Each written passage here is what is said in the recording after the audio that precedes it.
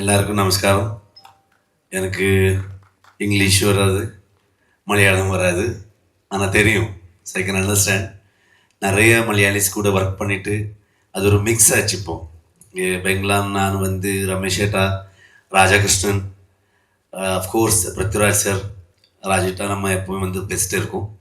So அது எல்லாமே mix ஆகிடுச்சு இப்போ ஒரு சவுத் இண்டியன் லாங்குவேஜ் அந்த மாதிரி. Thank you so much.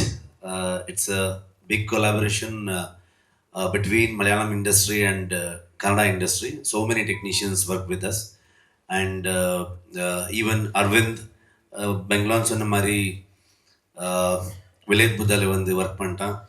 ஸோ இந்த மாதிரி ஒரு பியூட்டிஃபுல் கொலாபரேஷன் போயிட்டுருக்கு. நிறைய மேக்கப் ஆர்டிஸ்ட், எஸ்பெஷலி ரோனாக்ஸ், சுரேஷ் ஏட்டா, சுதேஷ் ஏட்டா எல்லாருமே வந்து ஒர்க் பண்ணாரு கூட.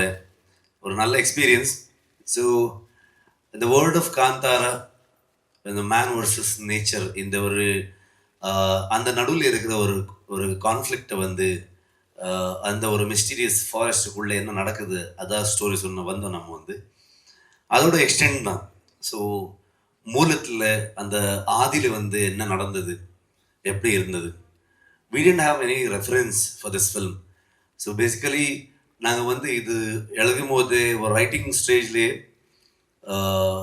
we had one research team.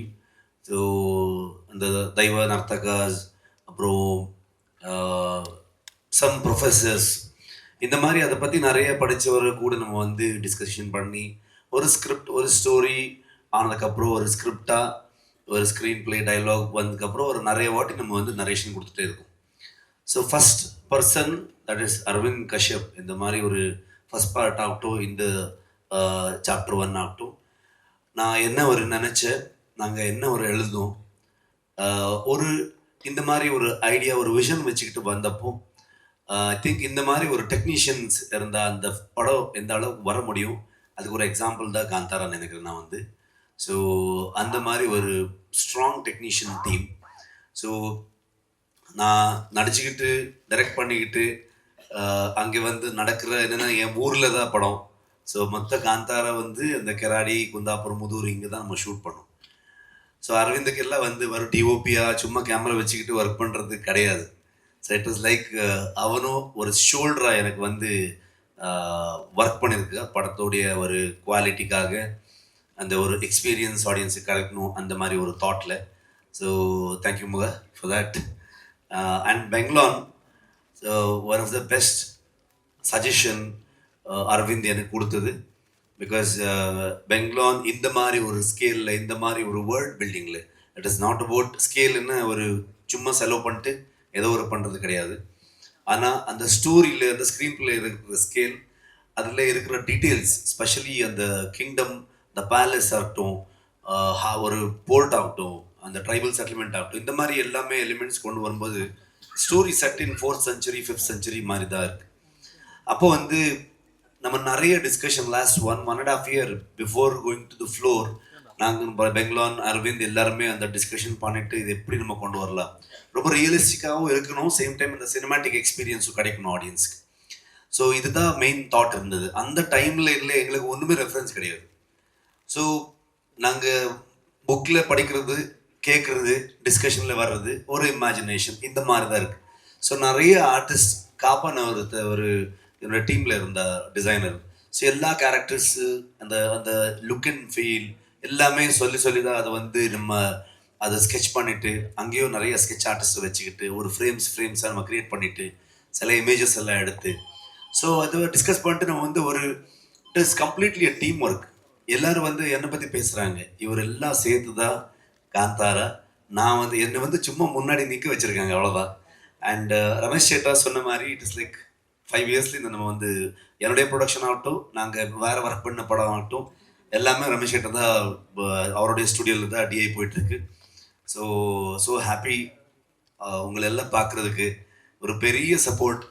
So கர்நாடகாவில் நம்ம ஒரு 2-3 days முன்னாடி தான் ட்ரெய்லர் ரிலீஸ் பண்ணோம். ஒரு மிகப்பெரிய response all over the world. So அங்கே விட்டு ஸ்ட்ரைட்டாகவே இங்கே வந்துட்டுருக்கோம். இங்கே வந்துட்டுருக்கோன்னா most of the uploading final work இங்கே தான் போயிட்டுருக்கு. ஸோ ராஜாகிருஷ்ணன் சப்தா ரெக்கார்ட்ஸில் வந்து ராஜாகிருஷ்ணன் சார் சவுண்ட் டிசைனிங் பண்ணிகிட்ருக்காங்க. என்னுடைய எல்லா படம் அவர் தான் பண்ணார். So basically it is all the same team from so many years. So and especially thanks to Srinita and Prithviraj sir. நம்ம படமை வந்து லாஸ்ட் டைம் அவர் சொன்ன மாதிரி எங்கே இருந்த படம் அவர் எங்கே அவருக்கு கொண்டு போயிட்டு ஆடியன்ஸ்க்கு ரீச் பண்ணது. ஸோ அவருக்கும் ரொம்ப ஆசையாக இருந்தது, நானும் வர ப்ரெஸ் மீட்டிங் அப்படின்னு சொன்னாங்க. அந்த ஷூட்டில் அவருக்கு ஷூட்டை விட்டுட்டு வர முடியல. So and finally my co artist Rukmini and specially ஒரு இம்பார்ட்டண்ட்டான ஒரு கேரக்டரில் ஜெயராம் சார் இருக்காங்க. அவரும் இன்னைக்கு ஷூட்டு தான்.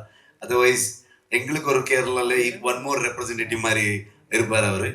So he was so happy நம்ம ஊரில் வந்து பார்த்து. எப்போவுமே கொல்லூருக்கு முகாமிக்கு வந்துட்டே இருப்பாங்க அவர். ஸோ அவருக்கு டெம்பிள் வந்த மாதிரி தான். ஸோ ஒன் மோர் டைம் நான் வந்து கொல்லூர் அந்த இடத்துல வந்து ஷூட் பண்ணுற மாதிரி ஒரு ஃபீல் எனக்கு அப்படின்னு சொன்னாங்க. So grateful to work with him and Gulshan தேவையா. இந்த மாதிரி நிறைய டேலண்ட்ஸ், அற்புதமான கலாவிதர் எல்லாருமே வந்து நடித்தாங்க இந்த படத்தில். பெரிய டெக்னீஷியன்ஸ் எல்லாம் வந்துட்டாங்க. அண்ட் ஸ்பெஷலி இது எல்லாத்துக்குமே இவர் எல்லாருமே பில்லராக இருந்தால், ஆனால் அந்த பில்டிங் கட்டின இடம் வந்து ஹொம்பாளை ஃபிலிம்ஸ். விஜய் கிருகுந்தூர் ஒரு மிகப்பெரிய ஒரு சப்போர்ட் எங்களுக்கு. ஒரு அரவிந்துக்கு அஸ் அ டியூபி அவனுக்கு என்ன வேணும் ஒன்றுமே ஒரு குறை இல்லாமல் பார்த்துக்கிட்டு, பெங்லான் வந்து ப்ரொடக்ஷன் டிசைன் பண்ணும்போது அந்த செட்டுக்கு வந்து ரொம்ப எக்ஸ்பென்சிவான ஒரு செட்டை போடணும், அந்த மாதிரி இருந்தால் அதில் டீட்டெயிலாக உட்காந்துட்டு வேலை பண்ணிவிட்டு இன்னைக்கு வரைக்கும் நம்ம கூடவே ட்ராவல் பண்ணியிருக்காங்க. இப்போவும் வந்து நார்மலி எந்த ப்ரொடியூசரும் வந்து அந்த அளவுக்கு இன்வால்மெண்ட் இருக்காது. ஸோ அவ்வளோ நம்ம கூடவே ட்ராவல் பண்ணிட்டு சப்போர்ட் பண்ணிட்டு வந்துருக்காங்க. Hombale films is India's one of the biggest powerful production house and most success rate இருக்கிற ஒரு ப்ரொடக்ஷன் ஹவுஸ். அந்த மாதிரி ஒரு ப்ரொடக்ஷன் ஹவுஸ் நம்ம கூட இருக்கும்போது அத்தனை டெக்னீஷியன்ஸ்க்கு ஒரு இன்ஸ்பிரேஷனலாக ஒரு புஷ் இருந்தது. ஸோ அக்டோபர் 2 வந்துட்டுருக்கோம். எல்லா சேம் லவ் பிளெஸ்ஸிங்ஸ் வேணும் எங்களுக்கு. அண்ட் ஈவன் அஜினீஷை மிஸ் பண்ணிட்டேன்.